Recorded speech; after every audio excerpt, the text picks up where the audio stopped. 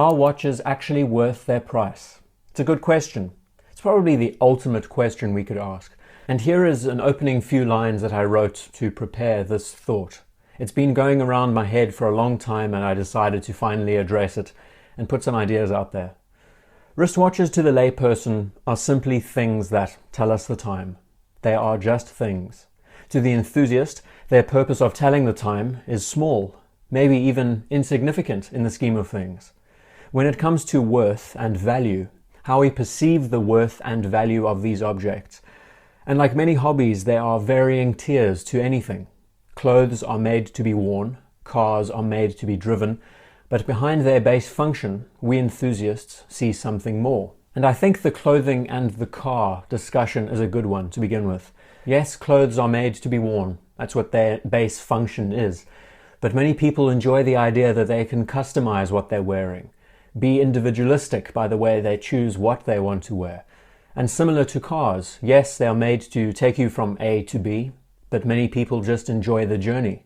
Many people like the idea that they can, again, modify them, restore them, enjoy them, seal a memory inside them. I'm sure most of you have an opinion on this subject, and I know the rest of the community would like to hear it, so let's share our thoughts. This is definitely an open-ended discussion. Because it really is one of the core questions that many have dedicated their lives to discussing. Are watches actually worth their price? And it's taken some time for me to process and think about how to address it the best. So as an opening, I will say that not only will I address it from a monetary side of things, but I'll also address it from an enthusiast's perspective, because I think both aspects are very important. So where to begin? Everything has a price. When we look at watches, like any other consumer product, each has its own place. Price is equal to time. I think that's a very important aspect that we should cover. The more time spent, the more it is worth. And that is something we will talk about in greater detail in a second. Then it's thinking about the varying tiers to any product line. And when we think about watches, there are generally 6 tiers that we could look into. We have homage, micro-brand, entry, luxury, high, and then Haute.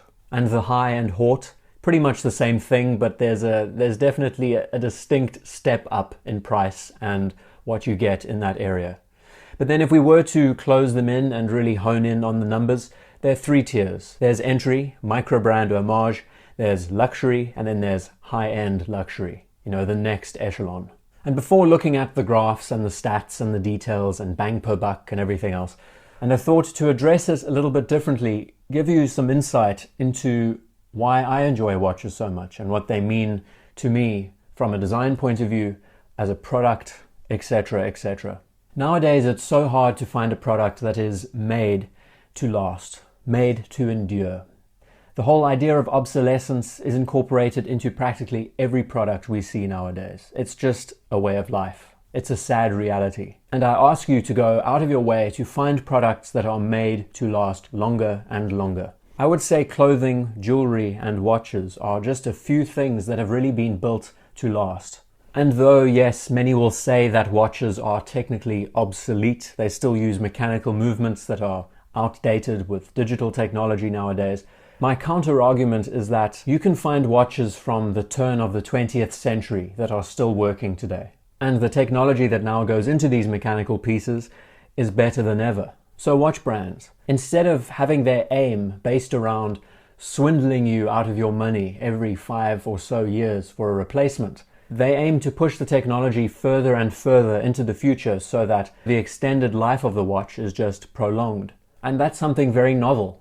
Adding to that, when we think about the real depth to watches, the idea that these products you wear every day, they are the most intimate of products that you get to wear and enjoy. They also experience practically every moment that you do, so they are a part of you. And then if we are to talk about the mechanics and the fact that your motion is winding the watch, and that it's something that tells a story, that it shows its battle scars, you can't exactly put a price on that. And I think that's very important to emphasize. A well-made, quality watch will last the rest of your life and the generations to come. So to address this point further, looking at the monetary side of things, I came up with a graph. It's a very basic graph, but I hope you will be able to see it in a bit more detail here. I've divided it up into 3 tiers, tier 1, 2, and 3. And these examples that you're seeing fall into that area of price versus value. And when I say price, I mean cost, value, I mean bang per buck. So in this example, at the tier 1 level, we are seeing Seiko and Zinn, 2 very respectable brands that offer very high value at a reasonably low cost, as in price. And that's why they are enjoyed so much. Well made, easy to look after, and bulletproof. The next level up, the tier 2 stage, surprisingly, we see the watches that are spoken about the most on this platform. Rolex, Omega, Tudor, JLC. They all fall into this category. And what I try to illustrate here is that the price, the cost, relative to bang per buck, is right in the middle. It is a sweet spot. The thinking is that you're spending X amount of money that's not exorbitant in the scheme of things, but at the same time you are getting serious assurance that these pieces are going to last forever, and that service is reasonable, that you are given a guarantee that these watches will be taken care of, and that you as a customer will also be taken care of. And that is partly why these watches are discussed so much on this platform, is because they truly meet in that green zone. And realistically, they are the only watches you would ever need to own. This could be the end-all, be-all category. If we follow the red line, we see that it's climbing, and then it sort of levels out. It begins to dip at the 3rd tier point. What I try to illustrate here is that the price continues to increase, but the value, the bang per buck, begins to flatten out. Now that's purely when you consider what you're getting as a package. Most watches in this top-end category aren't designed with waterproofness in mind, with all the ruggedness and the bells and whistles that we would expect from watches at a much lower price point. So the value in that regard is being tapered off, for sure. What you're really paying for at this point is you're paying for time being put into them.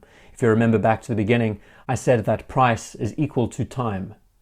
The more time spent, the greater the price. And by that I mean hand finishing, individual craft work, specialized materials, much more scrutiny when it comes to finishing individual components. So looking at this basic, pretty rudimentary graph, you can see that price versus bang per buck is not exactly exponential. There is a drop-off point, or should I say there is a point where it flatlines. So in the end, what you're spending is not necessarily equal to the bang per buck. But that's purely money speaking. That is not enthusiasm. You see, the enthusiast looks at this completely differently, like with any other product out there. Someone who is truly passionate about this doesn't consider the money as the driving force. It is the passion that's pushing them to it. And if we were to look at a very different styled graph, price relative to enthusiasm, we would imagine that the line would just be straight. The higher the price, the more the value, the more the passion the person has behind the brand. And I think it's very important to hammer home that these objects are much more than just products at the end of the day.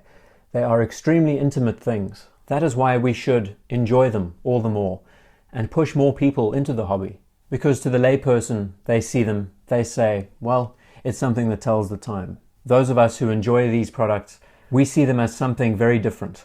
Those of us who really enjoy the depth behind them, the storytelling, the history, the development, the technology, all of these little details. They are some of the most remarkable instruments in the world. Price at the end of the day is a relative term.